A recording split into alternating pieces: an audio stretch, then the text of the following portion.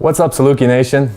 Thank you all for joining me for the first ever SIU basketball town hall meeting. I'm sure there's a lot of firsts that everyone's been going through these last couple months. But I want to start this program off by saying thank you. Thank you to all you guys. Thank you to all the alumni, this university, this region, for all the support that you have shown our program throughout our first year. I've said it over and over since I've been here, and I say it every day to our players and to our recruits, that the reason this place is so special is because of you guys in this community and how much you love this university. And since I stepped back foot on campus, I have felt the momentum in this department, and it's been incredible. Something special is going on here. We have amazing coaches in this athletic department. Our administration, with Liz leading it, has done an incredible job. And there's no doubt in my mind that the best time in SIU athletics is right now. So to start off this program, it's basically going to be some videos that our sports information department has put together for you guys. It'll be different interviews, some highlight videos, and then I'll be answering your guys' questions that you guys have sent in over the past week or so, and really be talking about a recap of SIU basketball and talking about the future, of our program. So to start things right now, we're going to look at a recap of this past season.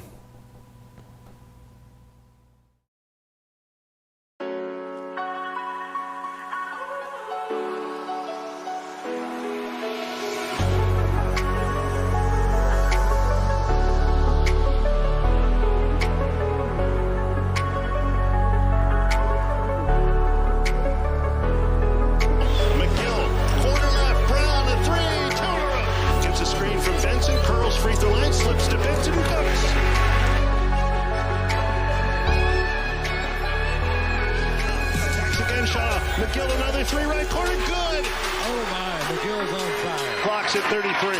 Damask curls, got free throw line, got into the lane. He got to the goal, he scored.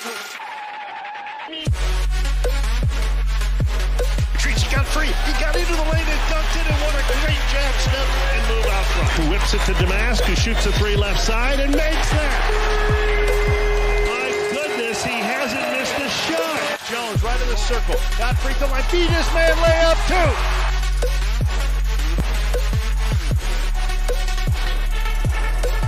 Counting 35 feet, left of the circle, against Trent Brown. He goes baseline, pops up, 18-footer, no good. Rebound, McGill slaps it, it's on the floor. McGill has it, Southern's gonna win. Suggs looking, he baseballs it, far side of the floor, grabbed by Damask, turn around, covered 50-footer with it. Southern won the game. Marcus Damask at the buzzer. He had two guys in his face. They'll wait and review it.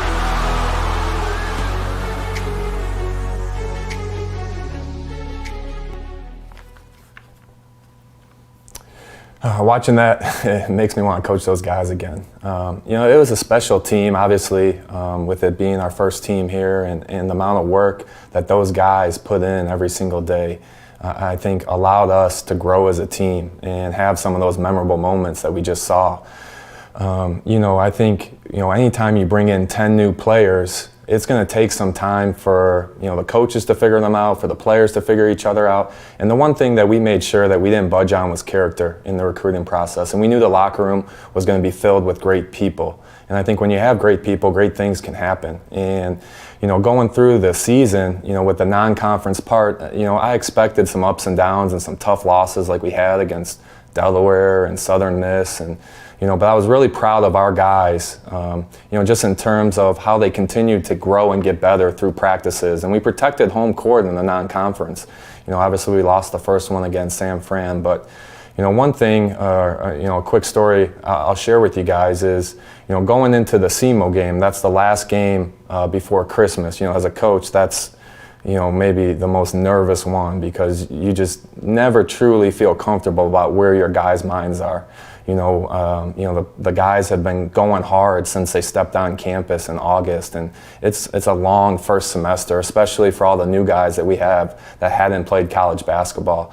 And so I know as a coach and our coaching staff, we were just trying to figure out how can we get our guys focused for this last game before Christmas. And we're always looking for motivational things or things to get our guys amped up and ready to play. And one thing we did before that SEMO game, we always get together the night before a game. We go over some scouting report stuff, but really it's just it's kind of a little ritual we have where the guys eat together and we're all just kind of focused the night before the game. And one thing we did with our guys in the locker room, we did a little Saluki Athletics, which is based off a Shaq Athletics that the TNT guys do. It's all bloopers with basketball. And we did it with all of our own guys through clips throughout the non-conference and practice clips, and we did it with coaches. And obviously it was to have some fun and get the guys to realize, it's been a long first semester, but we've had a ton of great memories and a lot of funny stuff has happened. And then at the end of the meeting, the night before the game, I gave the guys a bracelet, and on this bracelet, it's black and white. It says SIU basketball, and then on the back of it, it says keep your chip. And for me and the type of guys that we have in this program, it really made sense. The black and white, the symbolism with that, black means strength, white means new beginnings. And with this group, everyone being together, strength and new beginnings. And then with the SIU basketball on it, for me that means family. Anytime I see SIU basketball, I think of family. I think of all the guys I played with. I think of the weddings I've been to. I think of the coaches I played for who I talk to every single week. I think of my guys right now and how I try to keep in touch with them almost daily. And then keep your chip. It's a saying I heard from the Seattle Seahawks sports psychologist when I was lucky enough to go to one of their practices. And he kept saying it to all his guys every time he passed, one of his players when they jogged off the field or jogged on the field. He just said, "Keep your chip, keep your chip, keep your chip. Hey, keep your chip." And obviously referring to that chip on your shoulder. And for me, that means a lot. Those are the type of guys that I love to coach. Guys who have something to prove every single day. Maybe some of the guys have been under-recruited, overlooked, But I truly feel when your behavior is ahead of your success, the success will come. And for our guys to be able to have that chip on their shoulder throughout the whole season, because people picked us last. I mean, that's just what it was. The guys knew it. We didn't really talk about it as a team that much, but, the guys had a chip on their shoulder this whole year. And, I think, when they got these bracelets, hopefully they'd wear them around in class, they'd look at it. And any time they felt they were a little bit satisfied, or if we won a couple games, man, that chip has got to stay on your shoulder. And that is so crucial because, work ethic over 4 years really separates people. And the work ethic really bypasses talent almost every single time. And for our guys, that's really what I was proud about them throughout this year. It really, took over in the conference season when we were able to win 7 straight games and beat Loyola, beat Northern Iowa, go win at Drake. I mean, those are really good programs who have been together, and those are tough games to win. You don't just show up and beat those type of teams. And for our guys to put that much work in throughout the whole year since the day they got here in June, and to have that type of success, I think it's a tribute to where their minds were throughout the season and how badly they wanted to win and to represent SIU the right way. So I'm really proud of this past year's team. I mean, besides the basketball part, having the highest first semester GPA in basketball history, and in the community, helping out, having no off the court issues. So, we're not nearly satisfied with where we are as a program, but we got off to the right start, that's for sure. A couple of our guys, I think the other thing that I'm most proud of is the growth and the individual development of our players, and especially our young guys, obviously, because they'll be coming back for these next couple years. But to start with Ben Harvey, a lot of you guys don't know Ben because he didn't play this year. He had to sit out because of NCAA rules. He was a freshman at Eastern Illinois. He's from Jonesboro, Arkansas. He averaged 10 points a game as a freshman. But, as a sit-out, it's a very tough year for guys because, what you love to do a lot of times, the guys love to play basketball, and that's kind of taken away from them a little bit.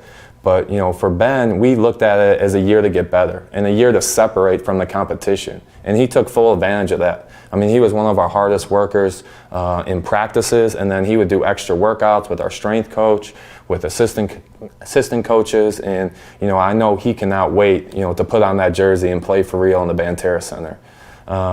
Trent Brown is another one of our freshmen who, he is probably the most improved player from where he came in June and where he finished that season. He's one of the toughest kids on our team.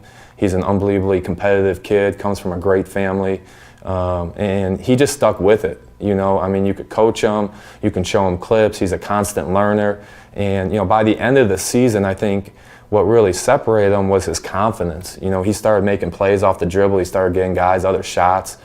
He came in as one of the best three-point shooters in the state of Arizona, probably the history of Arizona, and he wasn't shooting the ball that well, but he made himself valuable to the team because he figured out, okay, if I'm not making shots right now, how am I going to play?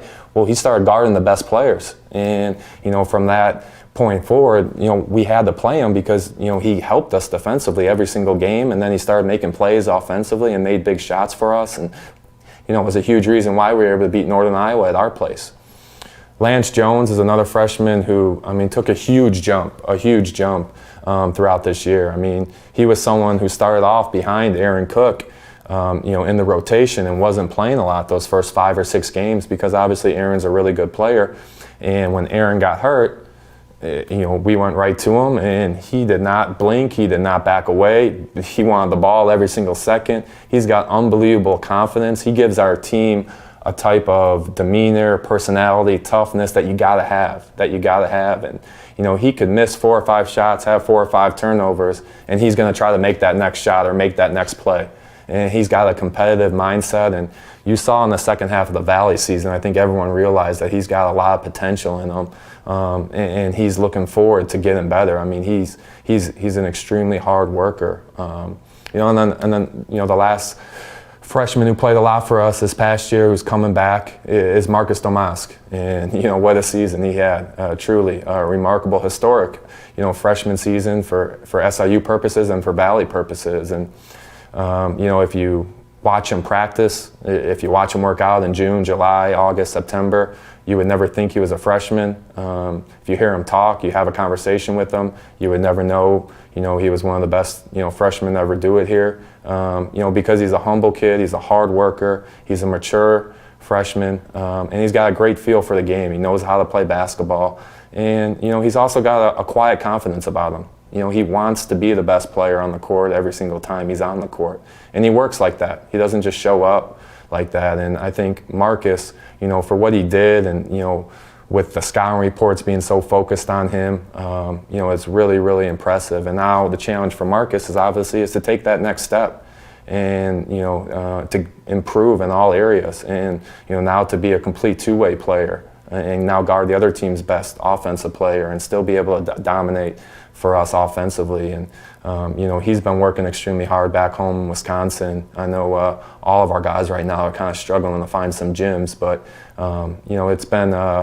it's been a great year for our guys to improve individually. And as a coaching staff, that's our thing. We love being in the gym with the guys. I mean, I have an unbelievable coaching staff whose passion is to coach and to teach and to have relationships with these kids. So, we're going to show you a quick video of Mike Reese and Marcus. He looks a little bit different. They have not sold any razors in Wisconsin yet, so he's still searching for the first one, so bear with him. Marcus Damask, welcome. Is that is this the sophomore Damask, or are we just being lazy right now? I guess I have been saying I'm not a freshman anymore, so I can't look like one, but I would say I'm just being a little lazy. Freshman in high school is what you look like. Think you're going to hold that when you get back to Carbondale? No, it'll be gone by the time I get back. That's your Wisconsin look, huh? That's right. What are you doing with yourself these days? Classes are over now, so how's it been? Yeah, it's been good. I got a nice little hookup in the gym about 15 minutes away that I've been getting in, and my dad's put me to work around the house for redoing the garage floor. So, we're busy around here. Well, and he coached, so he knows. He can put you through some drills too. Yeah, that's right. But the garage may be more important right now, though. Yeah, he's honest about getting that done, that's for sure. Are you just playing when you play, or are you doing anything that might help your game, or could you even do that right now? I'm only doing workouts. My brother will come with and he'll guard, so I have defense to go against, but I haven't done any 5-on-5 stuff or anything in a while. But actually, it's funny that you say that because I just got hit up today about going to Milwaukee and playing with a bunch of professional guys, college guys there, and just running fives, which I think I'm going to do Wednesday. So that'll be the first time I actually play some 5-on-5 in a while. Good. Are you anxious to get back here? Oh, yeah, for sure. I miss hanging out with my guys on the team and stuff and the facilities and all that. It'll be nice to be back, that's for sure. How are the Zoom team meetings for Team Saluki? They're actually pretty fun. I enjoy them. We do a lot of trivia stuff, and we had people making TikToks. We've been having a good time with it. Do you want us to see yours? Your No, TikTok, no. No? No, my TikTok. No, we don't got to show everyone that one. You did it because you had to, right? Yeah, that's right. What about your new teammates? What can you tell us about them as people first? I feel like already our chemistry is really good. They're guys that they want to get in the gym, they want to get better, and they want to win, which is most important. We got a group chat on Snapchat where every day we're talking about what we're getting in, what type of workouts we're getting in, and it seems like everybody's getting stuff done every day. So I feel like the camaraderie and just the chemistry is already growing, and we haven't even met all of them. Yeah. What do you know about their games? You want me to just go down the list of everybody? Well, what stands out to you?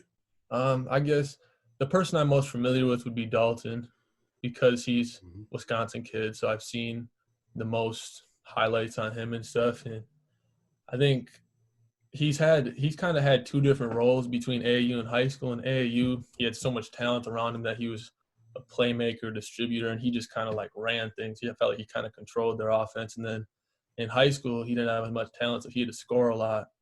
So, I mean, he's shown that he can do kind of everything. And, I mean, he's undersized, but I don't think that stops him in any bit. He's a good player. Yeah. Looks like you ought to be a better rebounding team, huh? Yeah, for sure. I mean, with JD, Anthony, Kyler, and then I'm going to have a bigger role, and Ben will come in and he's going to rebound. So I think as a committee, we're going to be more solid down low, and we're going to out-rebound teams this year. Yeah. All right. What have you watched every minute of The Last Dance documentary? I have watched it. What stands out to you? The last 2 episodes were the best, the 7 and 8. It's interesting. I like seeing the practice footage and how they like talk to each other, and they kind of talk trash a little bit, because it reminds me of SIU a little bit, because we get heated because we're competing so hard and we go at it, and we're probably not at that level of trash talking and all that. But I just think it's cool to see that, to know that kind of what we do and how hard we're competing is kind of what leads to championships. Yeah, I mean, there seems to be a pretty strong line on the way Jordan talks to his teammates, isn't there? I mean, on one hand, it looks like it's verbal abuse. On the other hand, it's a great player getting the best out of his teammates. Which side of that divide do you come down on, Marcus? I think for the people who have played basketball and been in competitive practices and want to win, like I feel like most of the high-level basketball players would back up Jordan and say that what he's doing is right and all that. And I can see from the outside perspective where people would be like, oh, yeah, he's such a bad teammate and all that. But, I mean, to me, he's just doing what he's got to do. And he proved that he could do it, and they won championships. So, I mean, I just put more respect on his name by seeing all that. Yeah. Could you lead like that? Could you talk to another player like he seems to most of the time? No, I don't. It's not the way you operate, is it? I've never been that type of person. I think when they kind of talked about how Scottie Pippen was the leader and he was more just like you're good, like next play type of stuff, I think that's more how I lead. But I think we have a good balance on our team where we have some people a little bit more like Jordan, some people a little bit more like Pippen in the way that they talk to each other. So I think our balance is good. Who do you think is the greatest player of all time? Did you think that before you saw this? I mean, I love to say Giannis because that's my guy. But sure. I'm gonna have to go with LeBron still. Are you? I still think LeBron is the greatest. Just everything he's done in the teams he's taken to the finals and all that. It's incredible. Very good. All right, man. Thanks for spending a few minutes with us. And there's a lot of people looking forward to next season. You're just looking forward to next week and seeing when you can get back here. But thanks very much for spending time with us. Yeah, for sure. Thanks for having me. All right. Marcus Damask. And for Marcus, I'm Mike Reese. Well, the first thing me and Marcus will be doing all summer is watching every Michael Jordan game. I know Dan can't be too happy with him right now. But on to some questions that you guys sent in. Question from Ian. What are your thoughts on playing run and jump, full court trap to speed up the game and use athleticism? That's a great question. I've never played for a coach that has pressed or played a lot of zone defense before, so I'm not sure if I exactly know how to teach that in terms of a philosophy or as a culture. I think if you press, that kind of has to be who you are as a team. And for me, in our league, and same with the Big Ten, our league is so similar to the Big Ten. You look at all the teams that have won our league and what their makeup has been and what their mindset and their focus has been, from Wichita State to Northern Iowa, Loyola, all those teams. SIU, it's been man-to-man defense, take care of the ball, rebound, execute, win the 50-50 balls. And for me, those are the teams that have success in our league year in and year out. And that's kind of, how we're building our program and my philosophy in terms of winning championships. And then I think once you get to the NCAA tournament, our goal is not only to, win a Missouri Valley Conference championship, but it's to win games in the NCAA tournament and to advance. And I think, you might be more athletic than some teams in your league, but now are you going to be more athletic than a Duke or a North Carolina if you're playing that type of style? And for me, I think if you're disciplined, if you take care of the ball, if you can pass, if you can make threes, that stuff allows you to advance and go to the Sweet 16, go to the Elite Eight, go to a Final Four. And so those are the things that we've kind of stressed with our guys throughout this first year, and will continue to stress in the upcoming years. Question from Todd. You're from the Chicago area and have been around hoops your whole life. Have you or anyone in your family ever met Michael Jordan, Scottie Pippen, Phil Jackson, or anybody from the late 90s Bulls? Not personally. My brother Brendan, who's on my staff, he's got, an autographed 45 jersey that, he probably feels that MJ gave him, but he didn't. But we haven't met any of those guys. I haven't met any of them. I remember I went to Michael Jordan's first game back at the United Center versus Orlando Magic when he was wearing 4-5. In the documentary that they've been showing, they had him playing Indiana Pacers. That was his first game, but that was on the road. And then he came back and played at the United Center, and I was able to go to that game, and I still remember it. It was just me and my dad, and when they introduced his name, as soon as they said from, I couldn't hear the rest of it. You couldn't hear North Carolina, you couldn't hear the height, anything. It was pretty cool. It's something that will always stick with me. Question from Luke.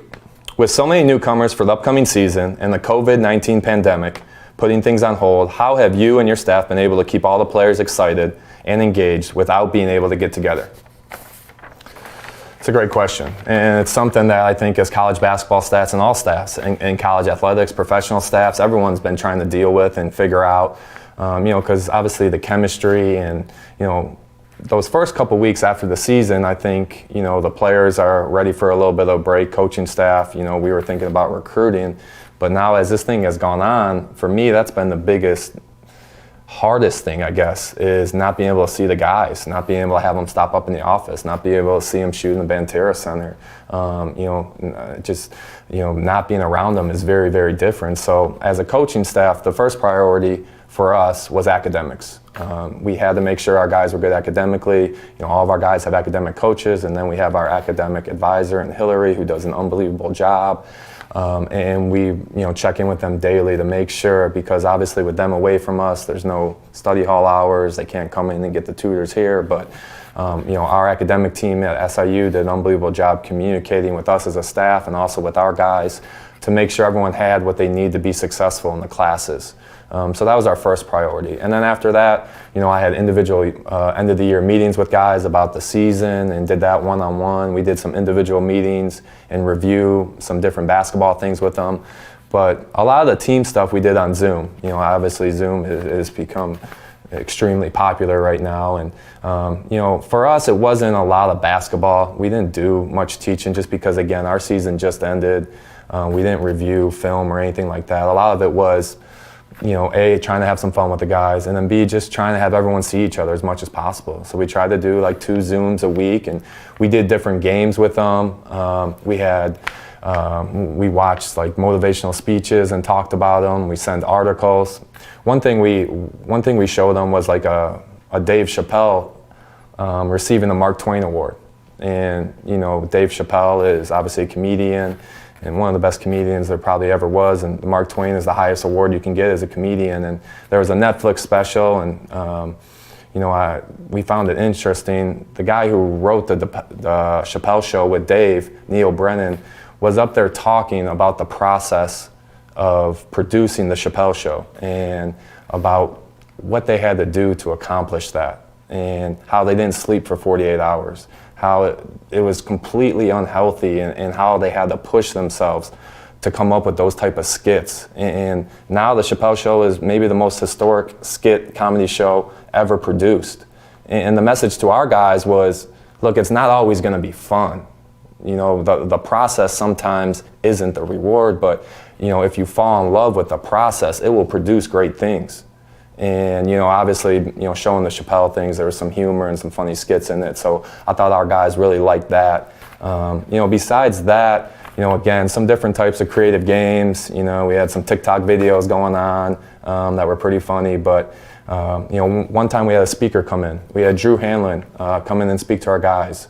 Now, Drew Hanlon is one of the biggest, most popular NBA basketball trainers there is. He trains NBA All-Stars, Jason Tatum, Joel Embiid, Bradley Beal, and he's done it for many years. He played basketball at Belmont, and when he went to Belmont with Coach Bird, they were just beginning to take over in terms of make NCAA tournaments. And so his story in terms of when he got there to when he left, going to multiple NCAA tournaments really resonated, especially with our young guys, with Siku and Ben and Marcus and Trent and Lance. And to hear his mindset in their workouts and their practices at Belmont, and how competitive they were with each other in practice, and the belief they had when they stepped on the court, it was great. And then he also talked about the difference between being a pro and being a college player, and that he's worked with the NBA superstars and the best in the world, and that the elite players, he said, were coachable, were consistent, and they would fight through the struggle.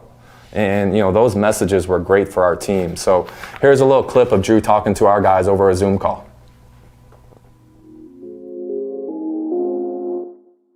Yeah, no doubt. No, I've been jumping on with a lot of colleges, and obviously when Robbie asked me to jump on, it was a no-brainer that I was going to do it. But I think it's cool for you guys being kind of a new team. And when I say new team, I mean, you guys know the experience that that the university has had. There's been so many success stories, from years past. But this is kind of a new culture that you guys have a chance to develop. I know right now it's a frustrating time for a lot of you guys because you miss out on a lot of school experiences. You don't get maybe a chance to compete with all you guys, this summer. You don't get your normal off season. But to me, I would secretly be like wiping my hands and like smiling and grinning, because you guys got to realize there's going to be a lot of college basketball players. In fact, I would have to guess 90% of basketball players this summer, they're going to act like they're working. They're going to fake grinding. They're going to be tweeting that they're working hard because they're not being held accountable by the coaching staff, which they're used to. And so if you guys are part of that 10%, the guys that say, you know what, I know that today my coach isn't going to see me. I know that today I'm not going to have to compete against another one of my teammates, but today I know that I'm setting myself up for the future. So that's going to give you guys a chance to be head and shoulders over everybody else. So what I want you guys to do is ask yourself the hard question. If you could only add one thing to your game, one thing and that's it, what would be the one thing that you would add to your game? And do not work on anything else until you add that to your game. So once you add that to your game, then you can start saying, what's number two? And then go on.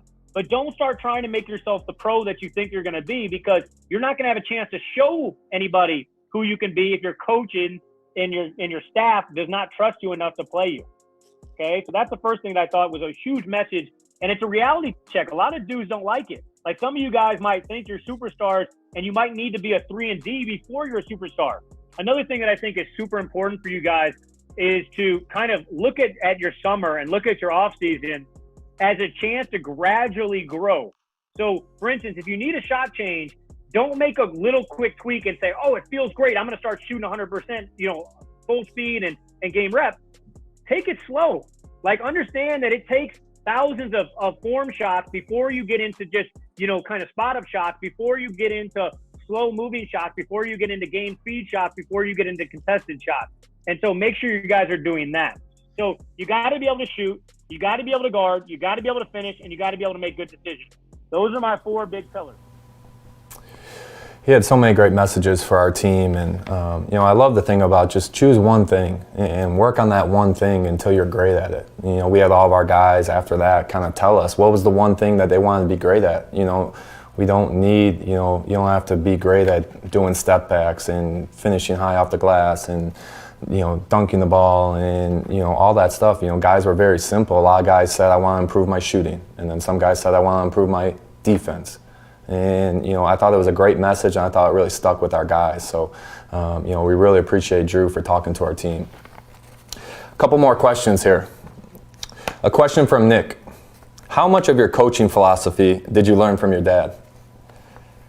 That's a good question. I would say in terms of the basketball stuff, Nick, not a ton, not like the X and O's, but he taught me how to play hard. He taught me how to compete. He taught me never to back down.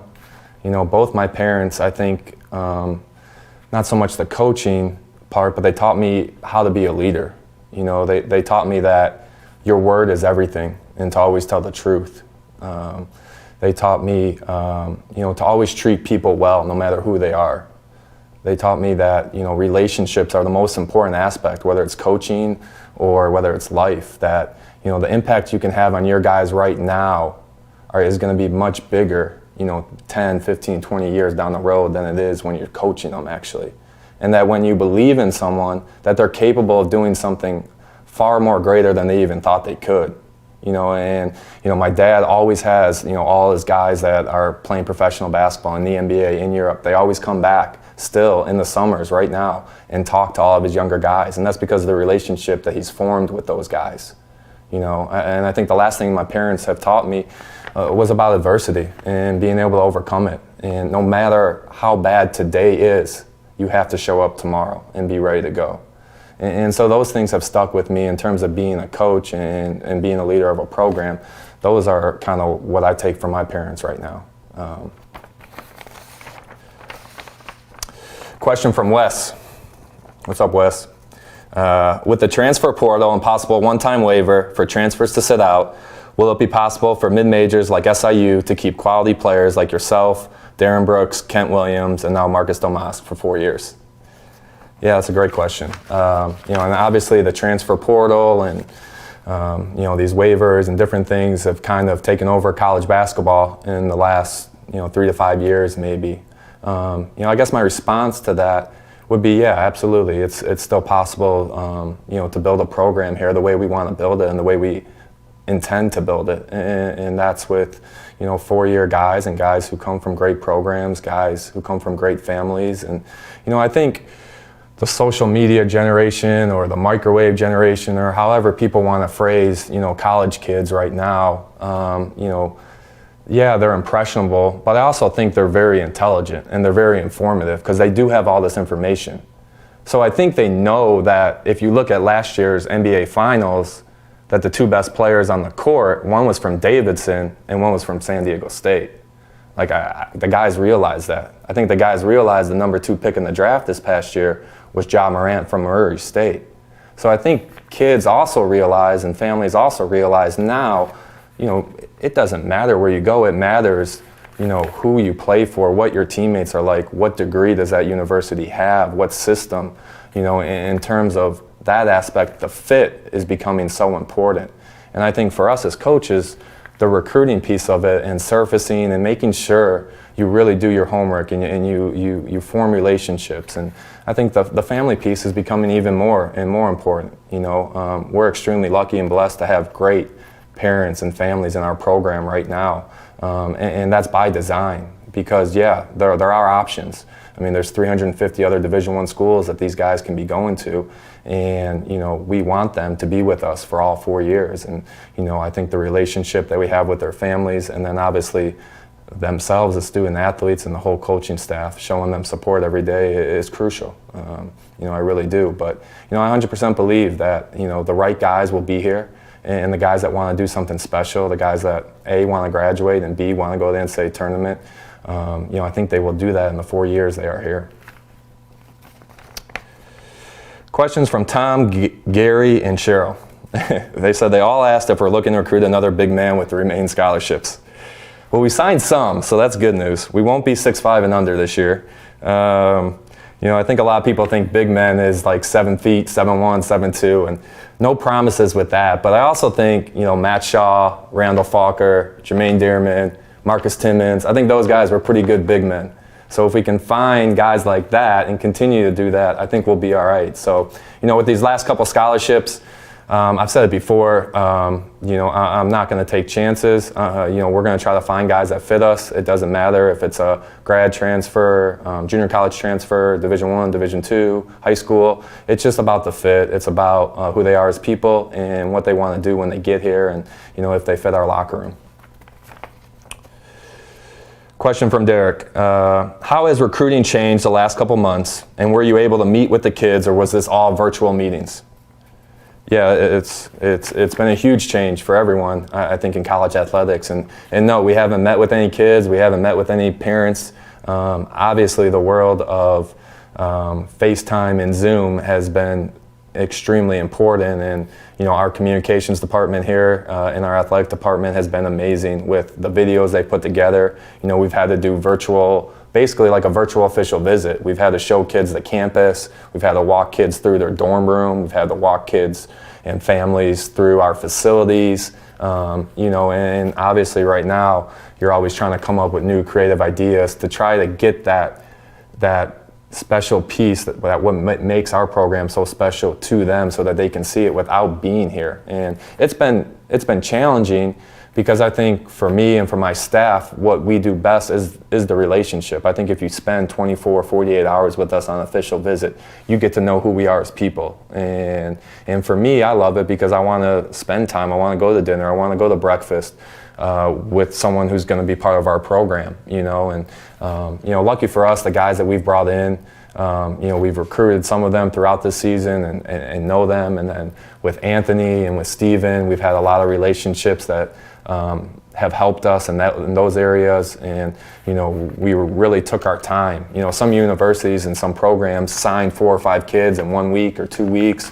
They did one Zoom call with someone and then they just took them. And for me, that's not, this program, this university means too much to us to rush that type of process. So we really make sure we try to do our background and try to make sure that it's a good fit for both situations, for us and for them. And but it's been different, it's been challenging, but there's also been some benefit. I think the Zoom calls have been great. It's an easy way to connect with people. The FaceTime calls, I've been FaceTiming a lot of kids, and it's an easy way to kind of get that face-to-face relationship with them. So I think there's been some positives, and some things will stick with us after all this clears up, hopefully. We're going to show you a quick video that, like I said, in terms of being creative and trying to send kids different aspects of our program. And what we sell the most, and I've said it before, is you guys. We sell our community, we sell our atmosphere, we sell the Banterra Center, and because it is special. Maybe some people take it for granted, but I know for me coming back here and for my staff coming back here, it's unbelievable. And so here's a quick video that we kind of put together of some locker room, post-game locker room speeches and guys, and obviously we are recruiting, so it's going to be positive. So here's a quick video.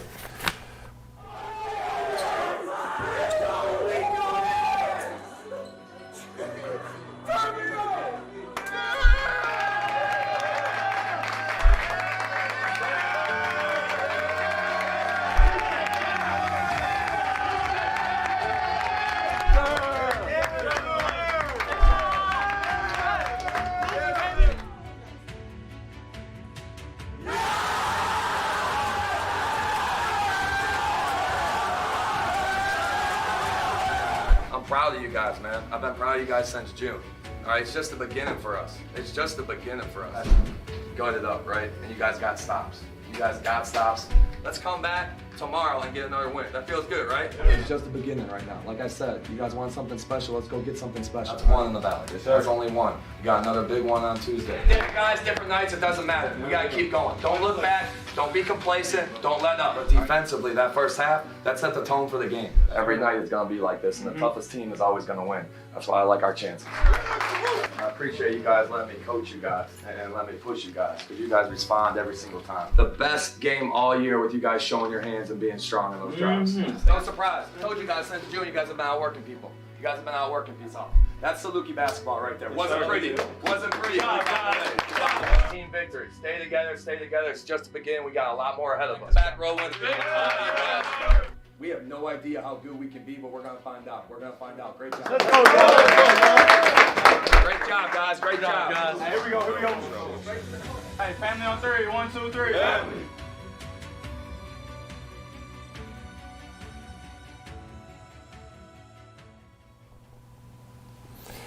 I think as a coach, there's nothing better than seeing your guys celebrate. And every win, it should be fun, because it's very hard to win games, and the guys invest so much. You play those 31 games, but the guys are working for 300 or so days out of the year to prepare for that. And for me, just to see the guys celebrate, to see the guys happy, to see the process paying off is really gratifying for them. A couple last questions here. Question from Judy. Can you give us any details about the potential tournament in Puerto Rico, like dates and location? Yeah, so our MTE tournament is in Puerto Rico this year. It is November 20th through the 22nd, that Friday, Saturday, Sunday. The schedule is not out. The teams that are in it is Hofstra, Florida Atlantic, and Air Force. So it'll be a challenging tournament, obviously. It's in San Juan, Puerto Rico, and I'm sure we'll be putting together a package for fans with some hotels, and the tournament will as well, and we'll get that out to you guys as soon as possible. Question from Derek. How does scheduling work? Do you use prior relationships with coaches to schedule a game, or just identify good teams that will challenge us and just call them up?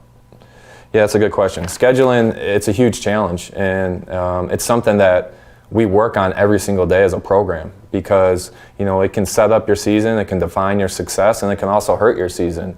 And for us, we want to put together a schedule every single year that challenges our guys and prepares them to have success in the Missouri Valley Conference. And also with the ability to get a really good net in case there's a tie in the Valley or an at-large bid. In terms of scheduling teams, it's challenging because it's not just, hey, do you want to play us? I mean, the answer would be a yes to a lot of schools, but it's, does that date work for both schools? Is your arena open for both schools? The travel, is it a hard travel game? Is it a flight and a 4-hour bus ride? The financial aspect of all that with, planning out the budget. So there's a lot of factors that go into scheduling. You obviously, talk to your relationships and try to reach out to the guys you're closest with in the business, but you also always put your program and your players first in that. So, we're going to continue to put together a schedule that we feel is best for our guys and best for this program, and we want to bring great teams into this arena, into the Banterra Center. I mean, I think, having St. Louis come here this year, that, they returned everyone from last year. They'll be, top 30 team maybe in the country. Having Murray State come here, having Southern Miss come here, those are 3 really good home games, and, we're still trying to finish up the schedule right now, so we're hoping to add a couple more games here in the next month or so. Just some things, looking forward to this upcoming year with our guys. I think the new guys that we've brought in so far with Eric and Dalton, who signed with us in the fall, 2 guys who have had unbelievable success, personal and individual, in high school, who were excited and dying to be a Saluki. And then the guys we've signed in the spring so far with Steven, Anthony, Kyler, and JD. I mean, all those guys fit us, and they can't wait to get down to campus. And I think that mixed in with Ben, Lance, Trent, Siku, Will, Marcus, we have a great group right now, and I'm excited. I can't wait to coach them. Obviously, we're going to take every precaution and make sure everything is safe before we start back up. But, I think this past year was a great start. But no one is satisfied in this locker room. We were one possession short of possibly having the chance to win 3 games in St. Louis and make the NCAA tournament. I felt we had a team that could beat anyone in that tournament. And those games, like we say all year to our guys, there's reasons why you win, there's reasons why you lose. And, Bradley made one more play, and that play is going to stick with us throughout the summer, throughout the fall. And our guys are going to be ready to go. I mean, they're motivated right now, they're excited. And believe me, the atmosphere that you guys created throughout this first year was unbelievable. And it's something that these guys can't wait to get back in front of and play. So we're looking forward to this upcoming year. With the season tickets, all right. The one message I have for everyone with season ticket renewals. All right, season ticket renewals are going out this week by email. They will not be sending them out in the mail, but they will be by email. So please, everyone, check your email. Obviously, this change is due to the impact of COVID, but please renew your tickets online. You don't understand how much of a difference you guys make for our games and how special this place is when it's packed. If you do not get an email for some reasons, please call a ticket office at 877 Salukis.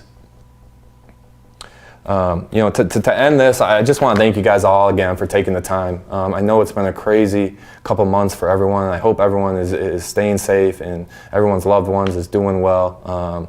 We're going to end this with a little highlight video about how special our arena in the Banterra Center is and the atmosphere that has been created throughout this first year. And at the end of it, there's going to be a little in memory of Lenny Gooch, who is Brendan Gooch's father, who passed away this past week due to COVID. And Brendan was, for me, a joy to coach. He was a Saluki for 4 years. He just graduated this past year. Him and Aaron Cook both graduated, and he's a proud alumni. So Gooch, obviously from our program, from our department, we're here for you and your family always. McGill, another three, right corner, good. To Benson, 4 on the shot clock. Gonna have to shoot a 3. Made it. Oh my. Ahead Benson, a layup 2. Right corner, Davis, a 3, good. Corner left, rises, 3-ball. Francois hits it. They got in the way, scored, and a foul.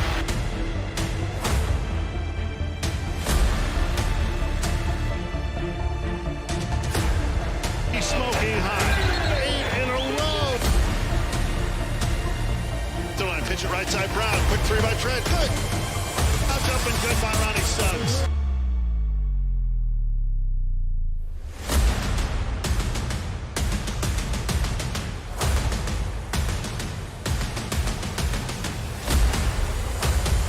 Baseline got to the rack and dunked it. He's at the goal, scored in a 5. Down the lane, to the goal, layup 2. Put it over 4 feet, Hall runs into Prim, shoots on the way down, scores in a foul. Oh man, was this place nuts. Came in, McGill with an uncovered 3. Benson, open 3 at the point, got it. Pops up a 3, book it. Green against Brown. He can't find a shot. McGill has it. Southern's going to win. Southern won it.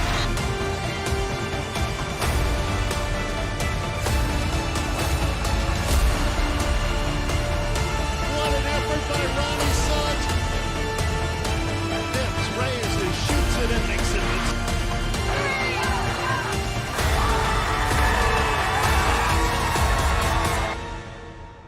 Balls hit far side of the floor, grabbed by Damas, turn around, cover 50, put away there. Southern won the game. Marcus Damas at the buzzer.